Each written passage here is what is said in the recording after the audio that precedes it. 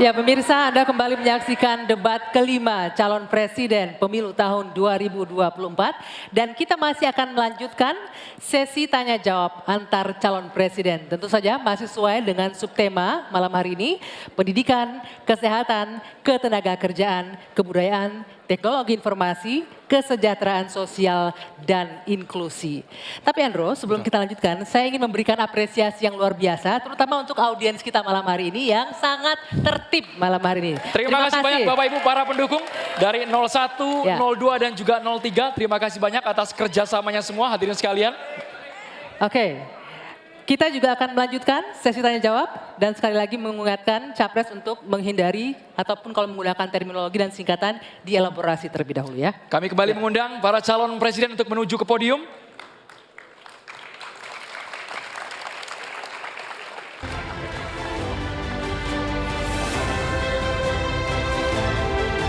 Hadirin sekalian dan juga pemirsa, di awal segmen ini calon presiden nomor urut 3, Bapak Ganjar Pranowo akan memberikan pertanyaan kepada calon presiden nomor urut 2, Bapak Prabowo Subianto. Waktu Bapak Ganjar 1 menit dimulai saat Bapak berbicara. Silakan Pak Ganjar. Pak Prabowo, saya punya program internet gratis untuk sekolahan, untuk UMKM. Tapi ada yang menarik Pak, di Pontianak pada tanggal 20 Januari Bapak menyampaikan bahwa orang yang menginginkan internet gratis itu, maaf ini Pak, otaknya lambat. Padahal biasanya mereka otaknya cemerlang gitu. Di sisi lain ketika Bapak menyampaikan itu, cawapres Bapak bicara IoT, hilirisasi digital, dan banyak program yang sebenarnya berbau digital. Padahal Pak, dengan internet gratis dan coverage-nya bagus, ini bisa mengatasi kesenjangan. Data pendidikan, kesehatan, kemiskinan, hampir semuanya ada.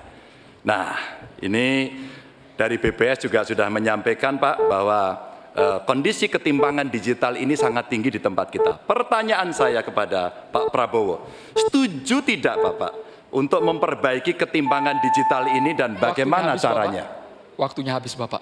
Kami persilakan. Sebentar Bapak, kami persilakan kepada calon presiden nomor urut 2 Bapak Prabowo Subianto untuk jawab pertanyaan dari Bapak Ganjar Pranowo. Durasinya 2 menit dimulai saat Bapak berbicara. Mungkin tidak lengkap yang Bapak dengar ucapan saya. Yang saya katakan adalah yang mana yang lebih penting, internet gratis atau makan gratis untuk orang yang sedang susah, untuk orang miskin, untuk orang kalangan bawah. Itu yang saya maksud. Kalau internet gratis, ya saya setuju, tapi jangan internet gratis lebih dipentingkan daripada makan gratis. Makan ini mutlak untuk rakyat kita. Mereka harus makan, anak-anak harus makan, orang miskin harus makan. Itu maksud saya. Kalau internet gratis bagus untuk ketimpangan digital dan sebagainya. Saya sependapat. Mungkin ada yang lapor ke Bapak kurang lengkap, saya kira itu mungkin ya. Tapi saya tidak bermaksud bahwa internet gratis itu tidak penting, tidak. Kalau dibandingkan dengan makan gratis, makan gratis bagi saya strategik mengatasi banyak masalah. Saya kira itu jawaban saya. Terima kasih. Masih ada waktu Bapak? Saya kira saya sudah jawab. Baik. Ya. Selanjutnya kami persilakan. Mohon tenang hadirin sekalian, kami persilakan kepada calon presiden nomor urut 3, Bapak Ganjar Pranowo untuk menanggapi. Inilah hebatnya kalau coverage internetnya bagus Pak. Jejak digital tidak akan pernah hilang Pak Prabowo. Maka statement Bapak yang hari ini mencoba mengklarifikasi rasa-rasanya di publik sudah lewat Pak. Karena pertanyaan Bapak itu sangat clear dan membandingkan itu. Maka kalau kita berbicara bahwa orang yang pilih internet gratis otaknya maaf lambat, saya kira statement itu sangat sadis. Dan tentu saja apa yang mesti kita lakukan Pak? Ada kurang lebih 12.000 desa yang masih blank spot. Padahal kita ingin mendigitalisasi banyak hal untuk memberikan fasilitas. Ya pendidikan, ya kesehatan ya. Dan 2 kementerian ini yang kita siapkan hari ini untuk jadi contoh. Kenapa? Karena relatif datanya lengkap. Kalau kemudian kita ingin membuat negara ini maju jauh lebih cepat. Terima kasih. Kami persilakan kepada Capres nomor 2, Bapak Prabowo untuk menanggapi jawaban dari Bapak Ganjar Pranowo. Waktu Bapak 1 menit dimulai saat Maaf berbicara. Pak Ganjar, saya tegaskan kembali. Dalam konteks internet gratis, kalau dibandingkan dengan makan gratis, mana yang lebih diprioritaskan? Maksud saya adalah makan gratis diprioritaskan. Bukan berarti internet gratis tidak penting. Sama sekali tidak. Saya apabila jadi presiden, saya akan bawa internet gratis ke seluruh desa di seluruh Indonesia. Jelas itu. Tapi makan gratis untuk anak-anak Indonesia dan ibu-ibu hamil itu strategik, itu utama bagi saya. Terima kasih. Masih ada waktu Bapak, ingin dimanfaatkan? Cukup? Cukup. Ya, selanjutnya kita akan beralih ke Capres nomor urut 1, Pak Anies Baswedan yang akan bertanya ke Capres nomor urut 3, Pak Ganjar Pranowo. Silakan Pak Anies, pertanyaannya dimulai 1 menit dari Anda berbicara.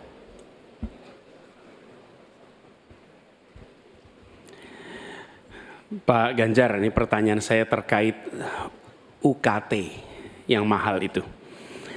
Kampus memang seharusnya merdeka dan memerdekakan. Dan kampus merdeka itu baik, tapi bukan berarti merdeka untuk menaikkan ongkos. Bukan berarti menggunakan segala cara untuk bisa mendapatkan dana dari mahasiswanya. Nah, belakangan kita mendengar fenomena ini. Bahkan ada yang kesulitan membayar UKT sampai harus malah dianjurkan untuk menyelesaikan lewat pinjol.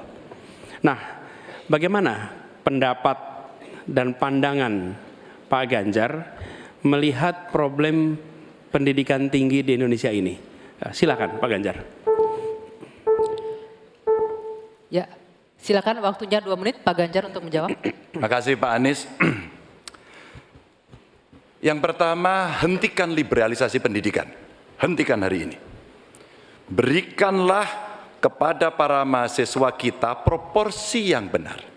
Kenapa Ganjar Mahfud punya program 1 keluarga miskin, 1 sarjana, agar mereka tidak direpotkan pada persoalan ini. Dan Pak Anies tadi betul, ikhtiar para mahasiswa hari ini agar dia tetap bisa sekolah adalah ngutang. Dan pinjol ternyata menjadi problem, dan saya sepakat, kami diskusi beberapa waktu lalu dengan para mahasiswa di Jogja, ini menjadi cerita utama. Pak Ganjar, apa kemudian yang bisa kita dapatkan ketika kemudian kita harus memacu diri agar nasib kami jauh lebih baik? Karena kami tidak bisa mendapatkan akses yang mudah di situ. Saya ingin mengangkat kembali sebenarnya. Dulu, era senior-senior saya, senior-senior kita saya kira, termasuk kakak saya sendiri, dia punya KMI kalau tidak salah waktu itu, Kredit Mahasiswa Indonesia. Dan kalau tidak salah kakak saya sampai hari ini ijazahnya tidak pernah diambil juga.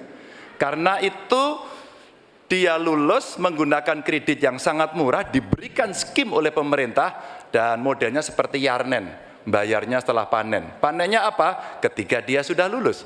Maka liberalisasi yang mesti dihentikan ini menurut saya mesti juga diimbangi dengan proporsionalitas kepada mana yang mampu dan mana yang kurang mampu. Yang kurang mampu mesti mendapatkan intervensi dari pemerintah, dan tentu saja apa yang mesti dikerjakan oleh perguruan tinggi pun dia harus bisa menunjukkan bahwa UKT ini dengan klaster-klaster pembiayaan seperti ini diperuntukkan untuk kalangan yang memang sesuai dengan strata mereka. Begitu. Cukup? Baik. Saya berikan kesempatan berikutnya untuk Pak Anies menanggapi jawaban dari Capres nomor 3. 1 menit, silakan dimulai dari Anda bicara. Ya, terima kasih. Bagus Pak Ganjar. Kami teruskan. Jadi kami melihat pendidikan tinggi sebagai supplier pembentukan kelas menengah Indonesia. Negara harus menempatkan pendidikan tinggi itu sebagai eskalator sosial ekonomi. Jadi kalau cara pandangnya begitu, maka biaya pendidikan tinggi ada 2 penyedianya. 1 orang tua, 1 negara. Nah, unsur negara harus lebih besar. Negara ambil alih biaya itu. Bukan justru malah dibebankan ke universitas. Supaya apa? Dosen, pimpinan universitas bekerja pada pendidikannya, pengajarannya, penelitiannya, pengabdian masyarakat. Biayanya negara yang masuk. Ini sebagai investasi. Nanti negara itu dapatnya pendapatan dari mana? Ketika mereka menjadi kelas menengah, mereka bekerja, mereka memberikan pajak bagi negara, tapi bukan pendapatan ketika mereka sedang sekolah. Jadi negara menciptakan universitas sebagai eskalator sosial ekonomi. Itu kira-kira juga dilakukan. Baik, kami berikan kesempatan terakhir untuk Capres nomor urut 3 memberikan tanggapan dari respon Pak Anies. Silakan Pak Ganjar, 1 menit dari Anda berbicara. Kalau kita ingin membangun dan basisnya adalah sumber daya manusia, saya kira tidak boleh diingkari bahwa betul pendidikan adalah investasi. Jangan dihitung-hitung sebagai sebuah kos. Maka kalau kemudian saya mau berbagi pengalaman di Jawa Tengah, kenapa saya cari keluarga miskin agar anaknya bisa sekolah langsung kerja. Kami mulai dari SMK karena alhamdulillah kami mampu untuk mengcover itu. Ada SMK Jateng, mereka sekolah 3 tahun dan lulus. Kami ingin tingkatkan ini. Kemana? Ke perguruan tinggi. Agar mereka kemudian bisa jauh lebih baik lagi. Dengan cara itu, ruang-ruang publik kehadiran negara khususnya dalam bidang pendidikan inilah yang bisa kita berikan kepada mereka. Hari ini yang kita tuju adalah bagaimana kebijakan ini berpihak kepada yang lemah. Apakah itu si miskin, apakah itu kelompok perempuan, apakah itu penyandang disabilitas. Sehingga mereka bisa mendapatkan akses pendidikan tinggi dengan murah. Baik, silakan selanjutnya. Selanjutnya hadirin sekalian, calon presiden nomor urut 2 Bapak Prabowo Subianto, kami persilakan untuk bertanya kepada calon presiden nomor urut 1 Bapak Anies Baswedan. Waktu Bapak 1 menit dimulai saat Bapak berbicara. Pak Anies, kita mengerti tadi bahwa angka kematian atau usia hidup Indonesia termasuk cukup memprihatinkan, dan ini masalahnya adalah karena kekurangan dokter. Apakah Bapak setuju dengan gagasan saya untuk secara besar-besaran mengirim 10.000 anak-anak kita ke luar negeri dengan beasiswa penuh untuk belajar kedokteran dan sains, teknologi dan engineering mathematics sebagai langkah darurat untuk mengatasi kesulitan ini dalam waktu yang sesingkat-singkatnya. Terima kasih. Masih ada waktu Bapak? Cukup? Silakan Bapak Anies Baswedan untuk langsung menjawab pertanyaan dari Bapak Prabowo Subianto. Waktu Bapak 2 menit untuk menjawab, silakan. Iya. Prinsip untuk meningkatkan kompetensi kami setuju, Pak. Karena kompetensi yang meningkat bagaimanapun juga akan bermanfaat. Nah, isunya adalah kita harus melihat apa yang menjadi urgen hari ini. Dan di situ harus berbicara dengan siapa? Berbicara dengan stakeholder. Negara punya kewenangan, tapi sekali lagi pengetahuan dan situasi di lapangan kita harus berbicara dengan stakeholder. Siapa itu? Asosiasi profesi, kemudian Kementerian Kesehatan, dinas di daerah, kemudian para aktivis, para pengamat, para pakar. Kumpulkan datanya, lihat apa yang menjadi kebutuhan. Sehingga kita bukan meloncat langsung ini adalah yang dibutuhkan. Kenapa? Karena seringkali yang kita anggap sebagai kebutuhan belum tentu di lapangan itu menjadi kebutuhan. Tapi prinsip pengembangan kompetensinya setuju, Pak. Dan bila memang diharuskan untuk belajar ke luar negeri, maka go ahead. Tapi bila dibalik, profesor yang dibawa ke sini, institusinya dibawa ke sini juga tidak masalah. Karena dengan begitu proses belajar itu akan terjadi. Jadi kami melihat pengembangan kompetensi itu baik. Jangan tapinya memastikan sesuai dengan data yang ada supaya apa yang kita investasikan bisa menjawab kebutuhan. Jadi ada unsur pentingnya, ada unsur urgensinya. Kita kerjakan mana? Yang dapat dua-duanya, yang urgen dan yang penting, supaya hasilnya bisa langsung kita manfaatkan untuk Indonesia. Begitu jawabannya kira-kira Bapak. Terima kasih. Masih ada waktu Bapak? Cukup? Ingin dimanfaatkan? Kami persilakan kepada Bapak Prabowo untuk langsung menanggapi jawaban dari Bapak Anies Baswedan. Waktu Bapak 1 menit.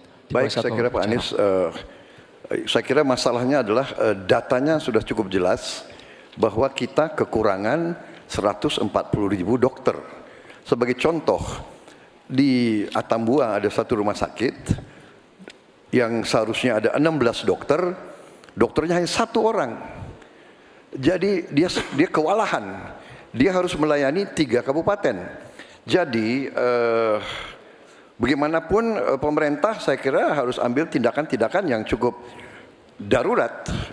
Dan untuk itu menurut kami ya, kita harus ambil langkah-langkah berani, mengirim sebanyak mungkin. Tapi saya setuju juga mengundang profesor-profesor untuk mengajar di kita. Jadi saya usulkan bahwa dari 92 fakultas kedokteran kita tingkatkan menjadi 300 fakultas kedokteran. Jadi saya kira usul Pak Anies baik juga mengundang profesor Waktunya ke habis, Indonesia. Bapak. Terima kasih. Terima kasih, waktunya habis. Kami persilakan Bapak Anies Baswedan untuk menanggapi jawaban dari Bapak Prabowo. Waktu Tentu. Bapak 1 menit. Baik, terima kasih. Jadi, tapi ini juga Pak Prabowo yang saya hormati, kita banyak memberikan perhatian pada aspek kuratifnya. Itu memang betul, harus dikerjakan. Tapi jangan lupa aspek preventifnya. Dan ketika bicara aspek kuratif ada 2. Satu adalah soft infrastructure, tadi tenaga medisnya. Yang kedua hard infrastructure-nya. Apa itu? Misalnya nih, 15 dari 38 provinsi belum memiliki rumah sakit kelas A. Ini harus dibangun. Kemudian 171 kecamatan di 8 provinsi ini belum memiliki puskesmas. Jadi kita harus memikirkan dua-duanya, Pak. Soft infrastructure, manusianya, hard infrastructure, dan jangan lupa itu semua adalah efek dari pola hidup yang tidak, salah satunya efek pola hidup yang tidak sehat. Tidak sehat, karena itulah promotif preventif itu penting. Sehingga kita tidak hanya mengobati tapi juga mencegah. Demikian. Baik, Ya. terima kasih Bapak. Baik, berakhir sudah sesi tanya jawab antar calon presiden. Kita masih akan lanjutkan lagi, tapi silakan beri tepuk tangan yang meriah dulu untuk sesi tanya jawab 3 calon presiden ini. Oke.